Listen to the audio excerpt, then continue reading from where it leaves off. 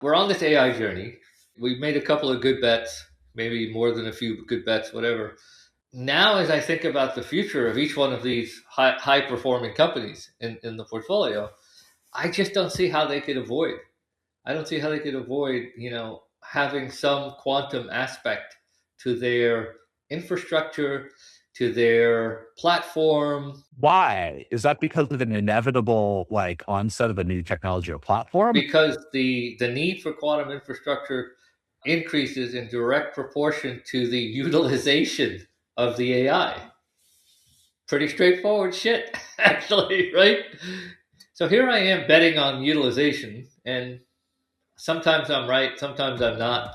But if I'm right, the more mass adoption, the more massive scaling on the utilization that happens, the more dependent on certain kinds of infrastructure this company is going to be, and its success, and its shareholders. Garnet, welcome to Innovators Inside. Great to have you on. Hey, thanks for having me here, and I'm really excited to do this.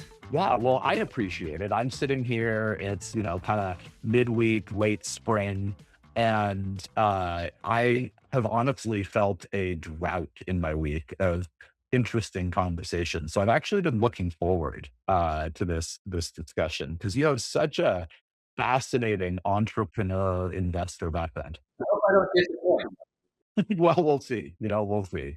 For folks that don't know you, I'm just so pleased to welcome Garnet Heraman onto the pod, co-founder and GP of Aperture Venture Capital, but also involved in something new that I'm going to let you explain. But Garnet, like, maybe we can start by just having you introduce yourself in your own words. How did you come to be sitting on a podcast today talking about innovation and change and, venture and beyond? Well, again, thanks for having me, and it's such it's an honor to kind of share a very indirect, convoluted route to get here. But I started as the son of an immigrant, mom from the Caribbean, and kind of a scholarship kid all the way through, and all the way through to MBA. Got out of my MBA in '96, right at the beginning of the .com era in New York, and had exactly two job offers, which is not exactly yeah, not exactly swimming in options, right? One was to go to Hollywood and work in the studio business, answering some producers' phones, which is like a little weird. The classic intern route. It's with an MBA, no less, right? I mean, and there were people who had gone before me that had an MBA and a CPA, and they were answering phones. It was like, so it really was like one of those Robert Frost, fork in the road moments. And the second job was to be the CEO of this startup, this internet company that was being spun out of a nonprofit. And I took the yeah, that route made all the difference, as the poem says. So that's how I got started. It's a bit of a contrarian route. I mean, now, we live in a time when I think venture and startups have had a cultural moment and are kind of pervasive. But, I remember the pre-dot-com era, and admittedly, I was still in school, but like, I didn't even have a concept of what a startup was. I knew what AOL was, and that was pretty cool. But like, it is a bit of a contrarian bet. Looking back on it, do you remember yourself as thinking, wow, I'm doing something weird or taking a risk, or did it just seem natural? This is how I know we're going to have a great conversation because, I don't often feel like the guy interviewing me is smarter than I am. And I think you might actually be smarter than I am. I'm gonna take that for the undeserved compliment it is. That is a well-deserved compliment because of just the way that you're framing it. So when you think about what you just asked, it maps into this like paradigm that I try to share with people, and a lot of people just don't get it. So, I was like, hey, when I started, this was not a career. At best, it was a job. And over the course of time, right, it went from being kind of like a B level second tier job potentially, right, to a career. And then at a certain point, I would argue it was right around 2010 or 11. And in a different generation, people 15, 20 years younger than us, if you and I are the same age, and then all of a sudden it morphed into a lifestyle. And that's what I think you were implying, that is so smart. It's so you say cultural moment. I say it went from a job to a career to a lifestyle. I'm pretty sure the lifestyle thing is really accurate, right? It is where we are today, although I think, people that have attempted to live the lifestyle maybe, have had second thoughts about it because it's not an easy one. That's the nature of a lifestyle, right? And that's the nature of being young, because you're trying on different lifestyles, right? And then you settle on something that works for you. But in any case, so the real reason I knew it was contrarian to your other bit of language. Um, when I told my mom, my immigrant mom, who wanted me to be a lawyer, banker, or doctor, when I told her I was going to be, working for a startup, I think she cried, actually, Oh, no. because so deeply perturbed by the prospect of not having a regular income, and you having to sing for your supper at different times, whatever, right? I mean, all the stuff that we take for granted as founders and entrepreneurs. It clearly led down a path of lots of lessons that have accumulated, but also, some productivity and some, positive outcomes. So talk me through. You got this great CPO job. You started to realize what it's like to be an entrepreneur. What was, in brief, the journey from that moment to the point in time when now you're thinking about, not just investing, but you're thinking about, what are the actual problems that matter in the world, behind which we want to deploy capital resources, new ideas, new constructs, et cetera. Well, for me, it was a fairly organic path, and it really kind of centered around this. I don't know what to call it. It's sort of a run of dumb luck in a lot of ways, or maybe it was just like a fearlessness about like playing on the edge of whatever was the edge at that point, right? But in over the course of a little less than 10 years, I did three startups. All three of them were well. Let me be careful. I individually exited all three. Two of the three exits were essentially, me being bought out by a private equity group. And so, it's not an organizational exit, but it was a personal exit, and it was fairly enriching, and that's good. Um, and then the third one was actually a merger with an investment fund, and that's how I kind of, I don't know, sort of stumbled into the investment business a little bit. And I kept the same cast of characters. I had the same investors for all three. I had the same CFO for all three, and then my CFO for all three companies. Yeah, I mean, or if it ain't broke, So my CFO for all three ended up being my fund partner in our first fund. So go figure. It's an amazing journey. And, you're now investing around what I understand to be, practical problems in real industries. You're in FinServe, you're in insurance. I think you're in healthcare. Um, I want to ask you what that's like today. And I want to preface this a little, right? Because I think it's important to recognize that you learn through experience by doing some things that are a little contrary and a little crazy, a little whatever out there.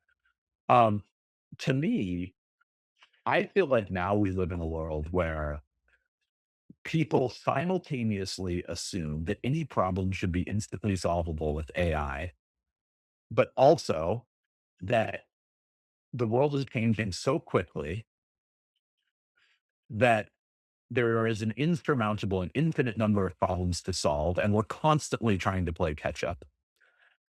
I can tell you as an investor, this feels really bloody hard.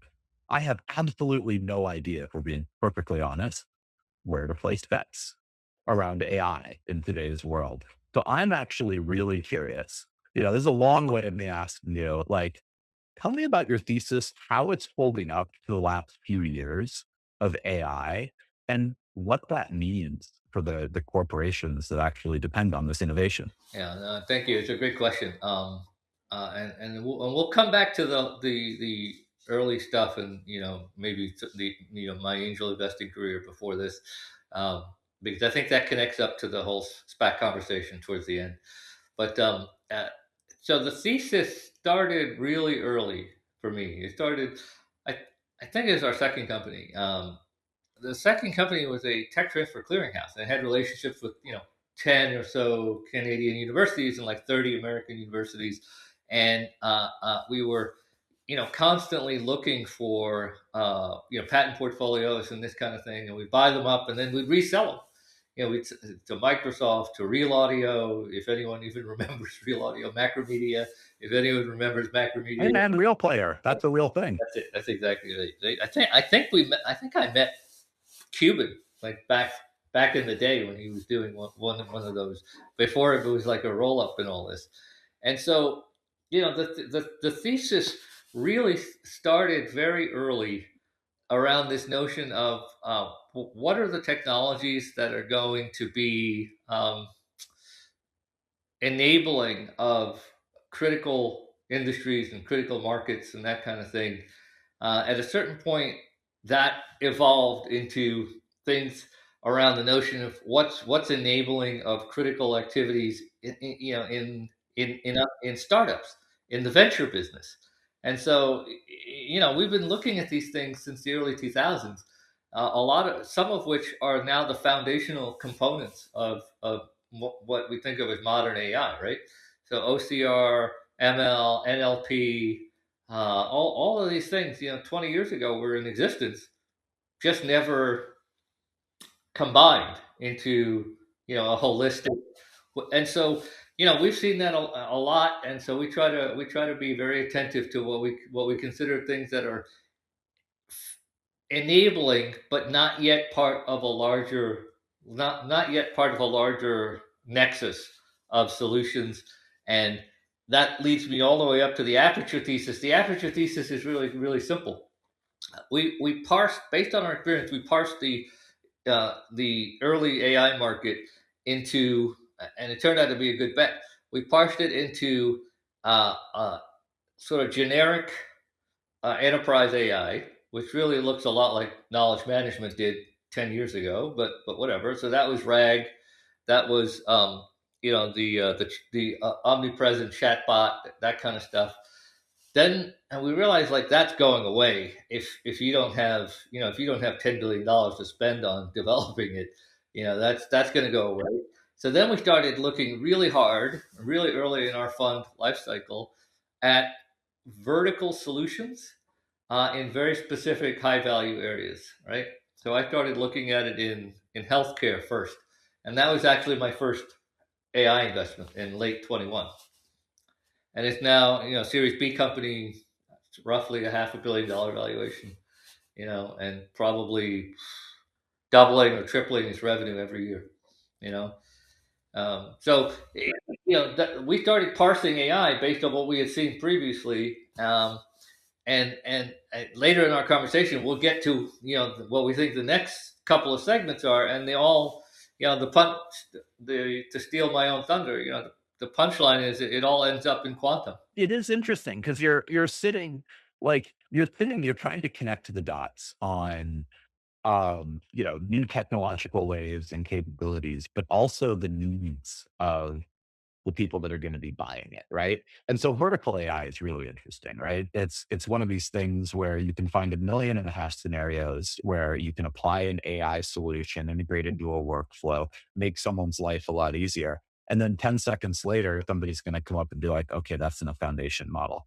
So how is your before we get to quantum, how is your sort of AI thesis evolving? But actually, maybe more interestingly, that how is your understanding of what is interesting in AI evolving?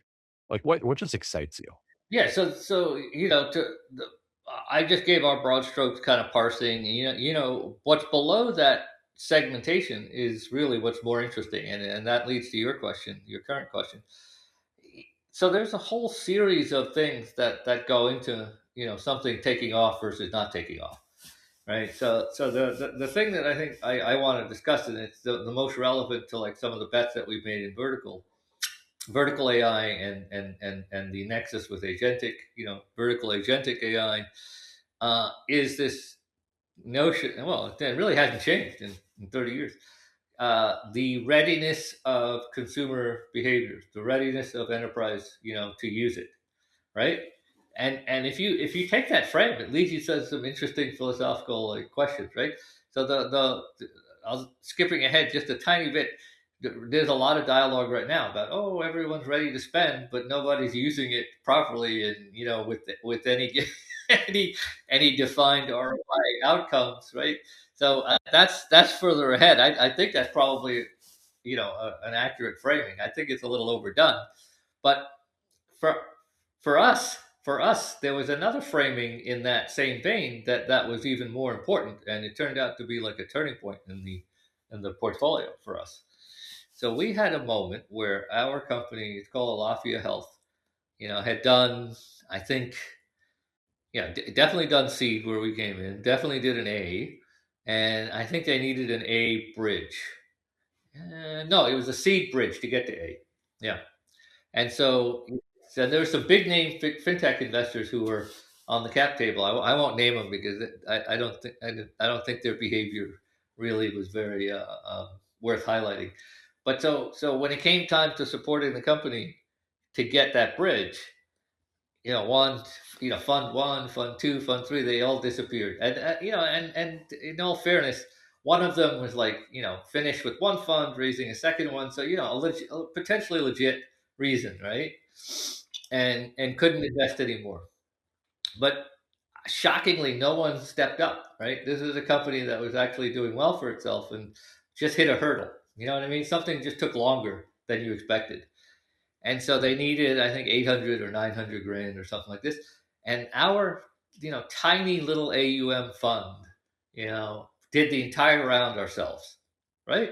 And the question about why that hurdle, why that delay happened was 100% like the miscalculation or something about the time it would take for the enterprise user to fully adopt this, and were the behaviors changing, were they changing fast enough, you know and like, to go even deeper, the real issue was, hey, these folks in the accounting department, are tasked with revenue management.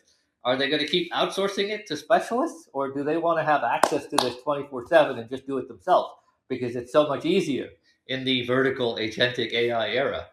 And that it's one of these gut check moments. You have to believe that it's headed in a certain direction, right? And we did. You do, and I applaud you on your conviction. It's easier to applaud when it works out, when you're proven right that the hurdle is temporary. But it is interesting that there's these macro trends. I have to tell you, this is a tangent, but I spent a bunch of my early career at Microsoft, and in particular, for a while, I was focused on the most fascinating problem that I could never have imagined when I was in school existed in a large corporation. That there were hundreds, probably there were thousands of people at this company that were basically focused on one problem. And that problem was everyone in the world had bought a bunch of Microsoft tech and wasn't using it. SharePoint, Exchange, all these eCal licenses. It was well deployed, but underutilized. And everybody was sitting there being like, oh, if we don't figure out how to drive utilization and adoption, they're going to stop buying. My lesson, though, from that cycle, right? This sounds like a critique of Microsoft or sales practices. It's absolutely not. My lesson is that there is a cycle of ambitious purchase, right? Like people getting excited, they want to try, they want to deploy. Or The real aspirational. world catches up. Aspirational is a Yeah. better word. Absolutely aspirational. And it's interesting because nobody's going to look back. Nobody looks back now and says, "Hey, like cloud document management's not a thing." Right? No, that's insane. Instead, It's about, who can predict adoption. I feel like we're in that era with AI right now, and there will be bumps. There will be a lot of startups that hit a hurdle and don't survive the way your portfolio company does. Anybody who is looking at this and is saying, the super cycle doesn't exist, you know, spend writ large is going to back off. I'll be honest. I think that's crazy. Yeah, you're hitting on something really, really important there on this. The lag time between aspiration and utilization, whatever, right? Or mass utilization, right? Or actually, yeah. So it's aspiration. I would say mass aspiration. I would say that's kind of where we're at now. Is mass aspiration. Yeah, So I'm certainly there. what? So what we do as investors kind of now pushes into this arena of like picking your spots, right? And so I at the time of this healthcare investment, I was looking around and I had some signals, right? You may or may not remember all of these, but General Catalyst was out doing like all sorts of like patient management AI, and funds like that were throwing massive amounts of money at the consumer side of things, right? This is my company is not the consumer side of things. It's like the payer revenue management side of things. So every year in this country, 300 $400 billion worth of fraud, waste, and abuse happens in healthcare and medical billing. And so if you even get a percentage of that, you're like returning massive amounts of money to people.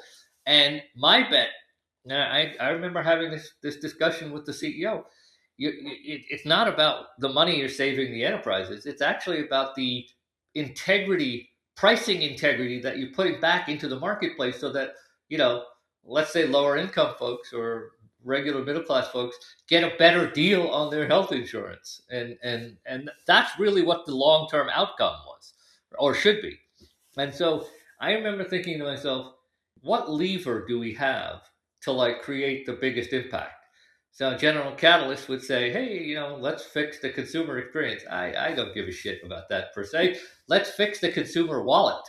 Let's fix the pricing that makes people live better, and kind of start from that visionary moment, right? And work backwards to payment integrity for the enterprises. That's how we decided, or at least that's how I decided, because I sourced the deal. You know, we have a small investment committee. You're looking at 50% of the investment committee. So yeah, it's all I needed was one vote. What does that tell us kind of about willingness to adopt these, tools that drive enterprise value kind of in industry writ large? Like I know I'm asking you to extrapolate from an N of one, but just more broadly as you look across your LP base, your partner base, the startup base, um, there is that lag. So where are we in the lag cycle? Yeah, we're definitely somewhere between mass aspiration and tipping point of utilization, in my opinion.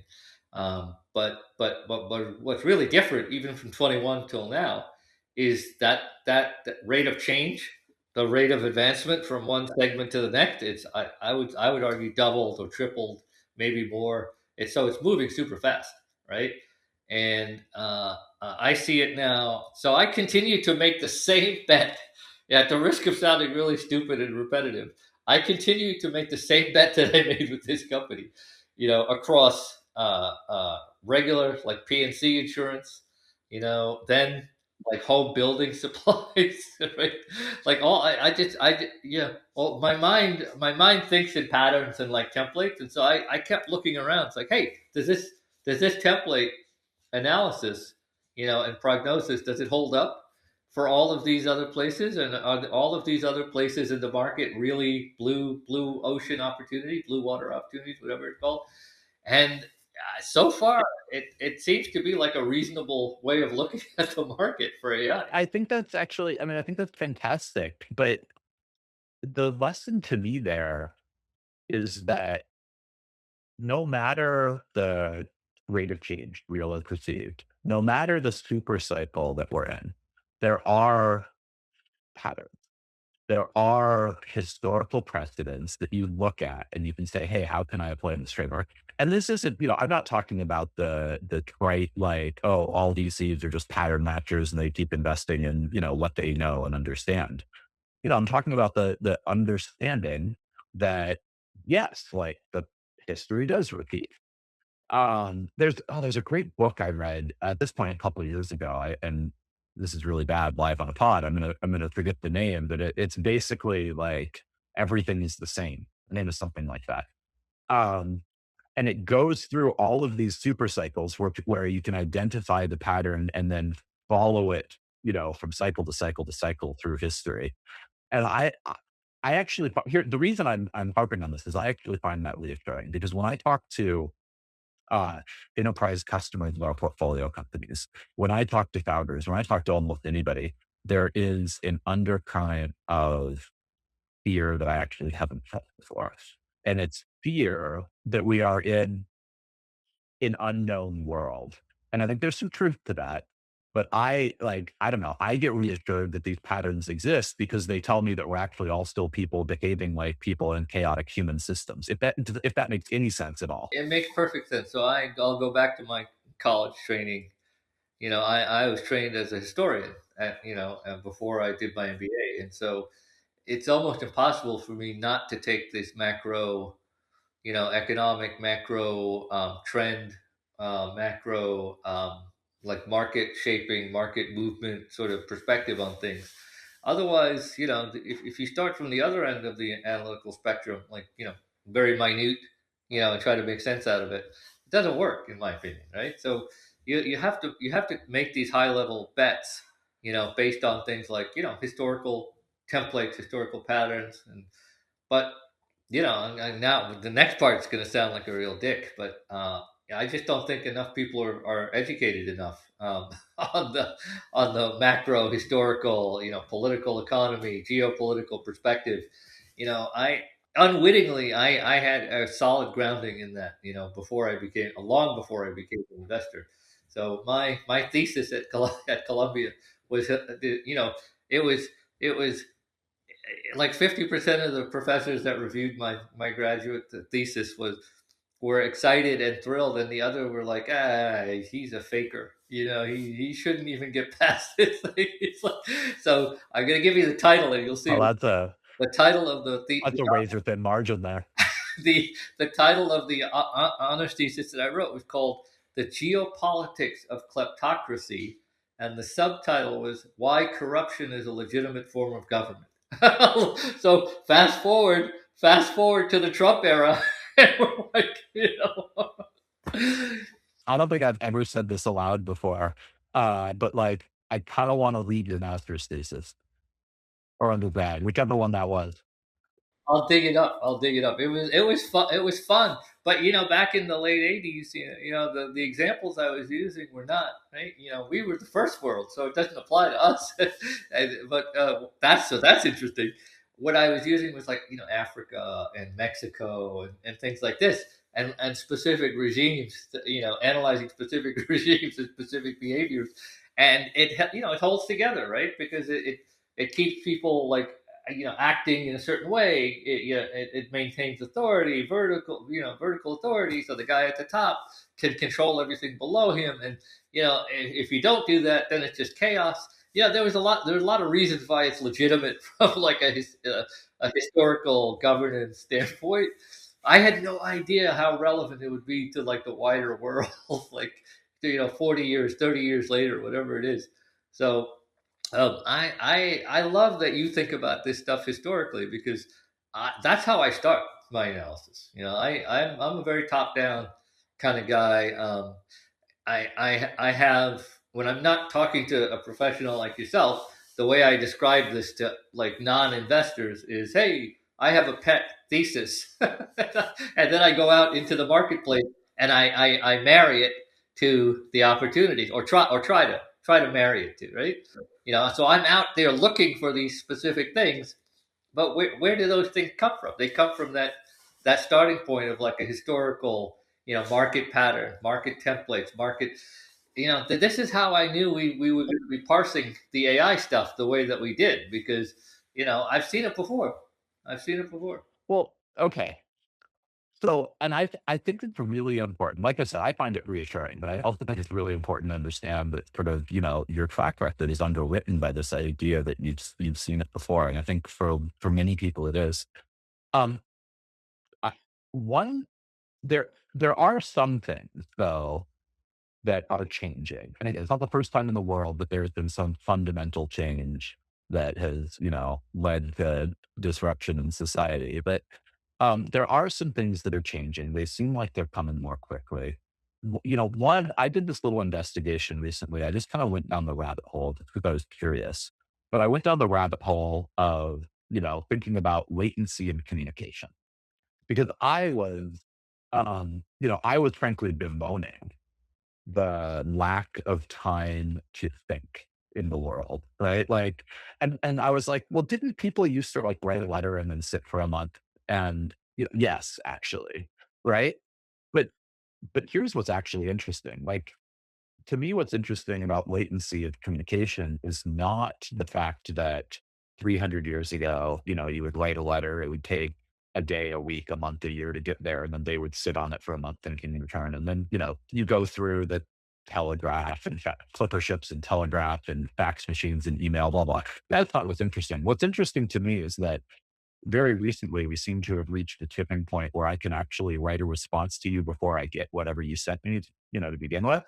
And I don't quite know what to do with that predictive capability in our AI and intelligence starting to exist. But it feels like a fundamental change. It feels like something that hasn't really happened. Give me an example because autofill is the thing that freaks me out. Like when I'm writing things and it's telling me what to write, or the AI assistant on different writing programs and emails and stuff. What's is it more than that you're talking about, or No, I'm talking about the fact that, realistically, I hate to name their companies, but I'll do it. The big data sets, the metas, the Googles of the world, like can probably with a fairly high confidence predict what you're going to say when you meet a net new VC or partner or someone in the ecosystem, right? Like just by looking at your email data set. And if you give that person access, maybe not to the base information, but you could actually tell that person, hey, it's coming. And so now you have, predicted AI writing emails and back and forth. But you get to the point where you can actually predict an entire back and forth conversation without it actually happening. okay? So you're really pushing it to the extreme. I got it. Okay, yeah, yeah, yeah. No, that is I believe Let's say that there are changes like that are fundamental and we haven't quite, uh, figured out what to do with it. I'm using this as maybe a hacky lead in to something that you're working on next, right? Because there are some other fundamental changes coming up.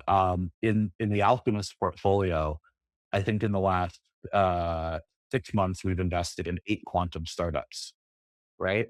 Startups holy smoke, operating really? in Wow. well, yeah, we're early stage. We write a bunch of small tracks, and they're all amazing companies. Um, but that's a measurable percentage of our, total investments across the year, and it's growing. Quantum is a dog art. It is something I don't understand. It's black magic to me. And I was looking at your LinkedIn, and I scrolled to the top, and what did it say? It said quantum finance boardroom. So, you know, tell me, sir, uh, what are you seeing? Tell me what your pattern matching is showing you and what you are seeing coming in the future and what you're doing about it with the quantum space. Let's do the life lesson like slogan mantra first. because this is a perfect example. Like you and I talking today is a perfect example of that thing I was talking with you about earlier. Like good luck is a residue of good design. I have no idea. I had prior to your statement like 30 seconds ago, I had no idea you guys were quantum investors. So so that's good. Um, so you know, part of this conversation is more meaningful. Maybe it might become relevant to one or more of your companies in the future. But so How am I thinking about this? I'm thinking about this as like I'm on this AI journey. I literally said this to the underwriters for the public investing vehicle that we're doing, and we're on this AI journey. It started in late 20. You know, we made a couple of good bets, maybe more than a few good bets, whatever. And now, as I think about the future of each one of these high performing companies in the portfolio, I just don't see how they could avoid. I don't see how they could avoid, having some quantum aspect to their infrastructure, to their platform. Why? Is that because of an inevitable, like, onset of a new technology or platform? Or but, like, or I'm actually really curious about that. Starting with the infrastructure piece, the I mean, it's really simple, right? It because the need for quantum infrastructure increases in direct proportion to the utilization of the AI. Pretty straightforward shit, actually, right? So that's what I was that was the kind of linchpin moment for me personally. I was like, huh. So here I am betting on utilization, and sometimes I'm right, sometimes I'm not. But if I'm right, like maybe we're right a couple of times, three times in this portfolio, um, the more mass adoption, the more like massive scaling on the utilization that happens, the more dependent on certain kinds of infrastructure this company is going to be, and its success, and its shareholders, right? And so that was, it's not that complicated. That was my observation. And so I started going down the rabbit hole on quantum, right? You know, quantum infrastructure, quantum security, quantum finance, and boy, let me tell you, Ian, I haven't seen a rabbit hole like this since since the beginning of AI. I mean, it's just like there's a lot. Well, that is both fascinating and a little bit scary because I don't actually understand what that rabbit hole looks like. So, like, what's the signal that you're seeing that is, I mean, both interesting, but also an impetus to do something? So, I mean, I'm kind of a cluster. I think about the way I think about patterns, let's say, right? Because there's different ways to define a pattern. My two main ways is cluster and momentum, right? And they're obviously related. So I look for multi-dimensionality on the clustering. So what do I mean by that? Deals being done. Countries where the deals are being done. You know, um, Levels of the venture cycle and the feeding chain where these deals are being done. um, Government support, policy support, um, uh, geopolitical consequences. Um, so I look for clustering, right? And when you think about all those things, right, and many more around the notion of broad quantum, you see the cluster is huge. It's huge, right? So that led me towards the next thing, which is momentum. So is the rate of activity changing? And that's pretty obvious that it's changing, and it's obviously increasing. And so those two things alone, I mean, would be two of the modalities that I try to look at when I look for a pattern. There's other ways to think about it, but at the end of the day, I've never seen an emerging pattern where those two modalities were thumbs up or green light or whatever, and it turned out not to be a pattern. I've never seen it. Okay. So I'm gonna buy that and I'm gonna say, great, like, the indicators are solid, that there's something really real here. Um, as somebody with some experience in the world, what does this lead you to do? Like, are you thinking about rinsing and repeating the same old playbook? Or are you thinking about doing something new to get involved with quantum? Well, it is a little bit of both. I mean, this whole conversation has been fascinating to me because, on one valence, it's about patterns and market coalescing, playbooks, right? Because I think I'm not going to put words in your mouth. I think we agree that the playbook for market coalescing, actually doesn't change that much from one paradigm I shift think to I the next. agree with that. Yeah. Yeah, so you and I are definitely copacetic on that one. So what I started to do after I saw those the cluster and the momentum pieces, I started to I'm trying to map it back into the playbook, right? It's not so, and so when I looked at it, what I in my own my own personal opinion is that the lab slash the research slash lab slash hardware part done to death, and even that is having a moment in the funding and the public capital markets. It's having a major moment where just that crap is compelling. So taking a page out of these legacy playbooks, I'm thinking to myself, fuck it, software's next. So it's not a brilliant leap. It's so obvious, right? Software, middleware, orchestration, APIs, algorithms, um, All the things that form control a stack. control system. You're exactly right.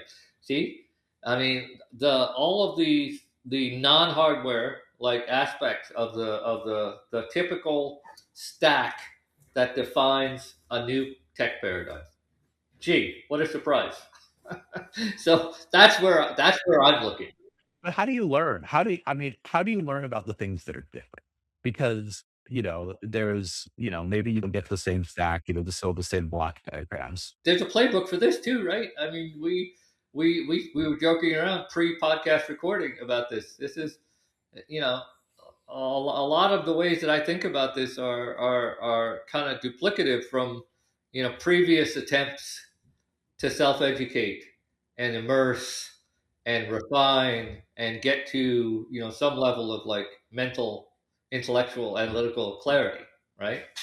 And so the playbook I've used is the same I used for AI, and it was the same for cloud before that, and the same for internet and social before that. So I started talking to other fund managers.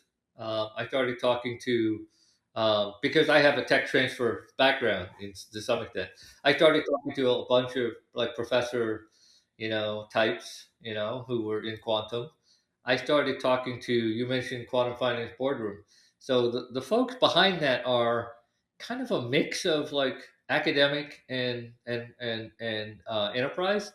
And so just by chance was connected to one of the leading one of the founders of that group who was writing extensively. So I guess his background is probably more academic, right?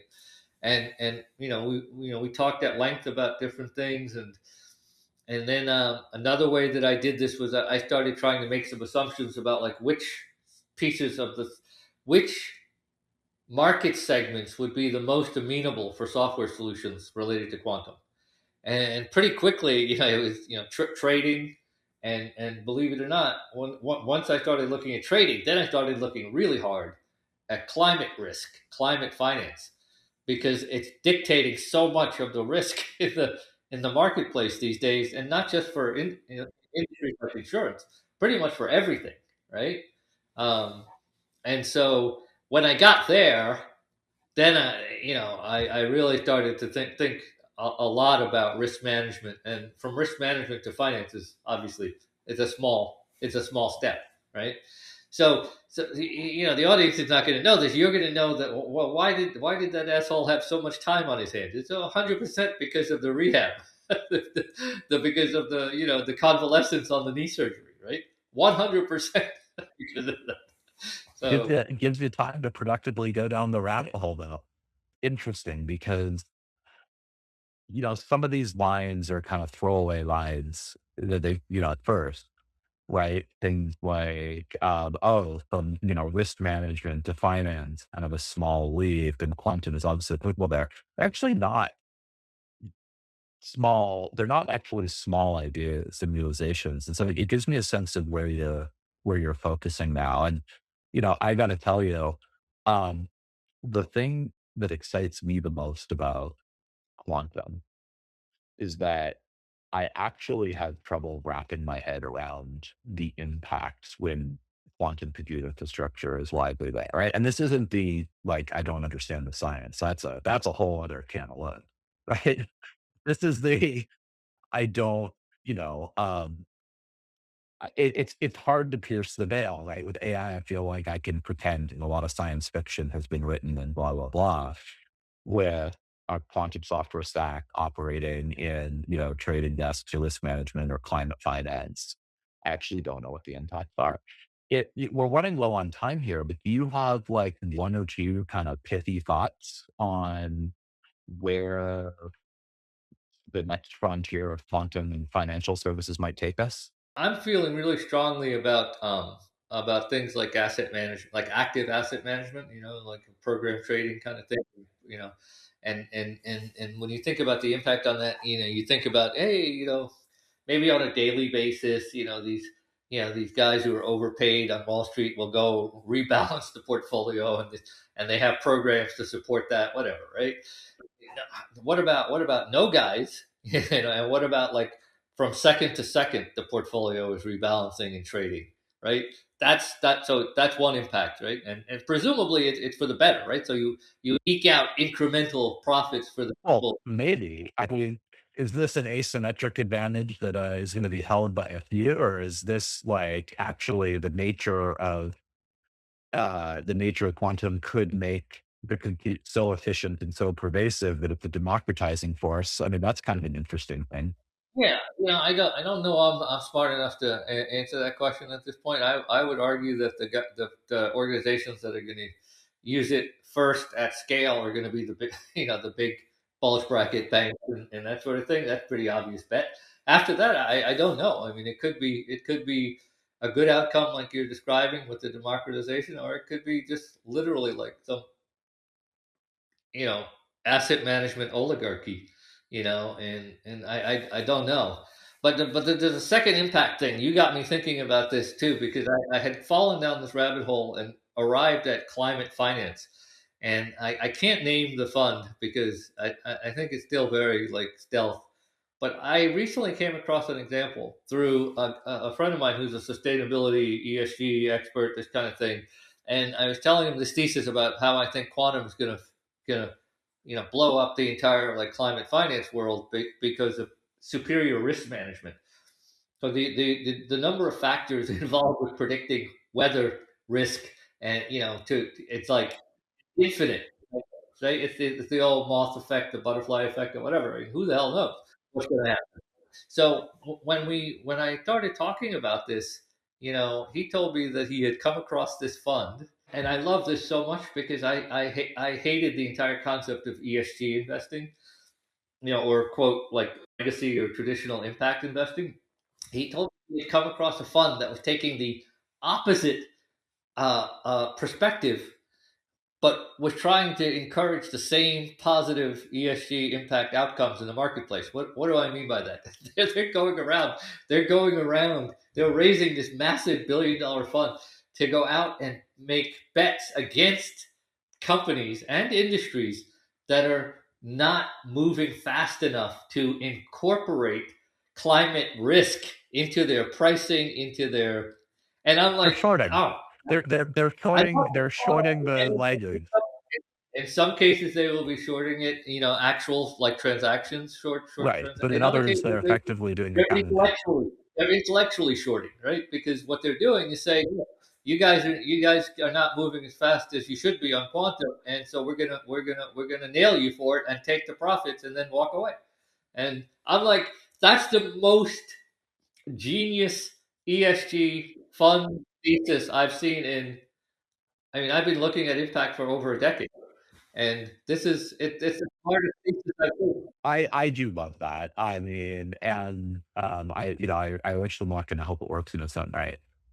But I like it as a way to kind of help close the episode because it's also it is an innovative pattern. Right? It's a bet on a super cycle that that climate impact matters, but it's an innovative approach and pattern, and that's really cool. And I wish them enormous amount of luck. Um, well, oh, okay. Time has flown, and we are out of time, and we didn't even get to talk about innovation and liquidity and SPAC. So maybe next time you come on, we can dive deep in that because I know it's a topic. But I just want to say thank you for coming on Innovators Inside. It's been an absolute pleasure for anyone in the audience who wants to follow. you, wants to get more of these thoughts and nuggets of wisdom, what's the best way? Are you on LinkedIn? Do you publish Substack? Like, where can they find you? Absolutely on LinkedIn. It's as easy there as anywhere else, and I don't have to recite anything. Just it's just my name on LinkedIn. You're not going to see too many Garnets. So No, and we'll get you linked in the show notes. So follow Garnet on LinkedIn. Thank you so much for coming on Innovators Inside. I look forward to continuing this conversation on and off camera. dude, I have to tell you, this is one of my favorite podcast episodes ever, and I do a lot of these things, and I truly like just the level of intellectual stimulation on this call. It's been worth it to me. Thank you.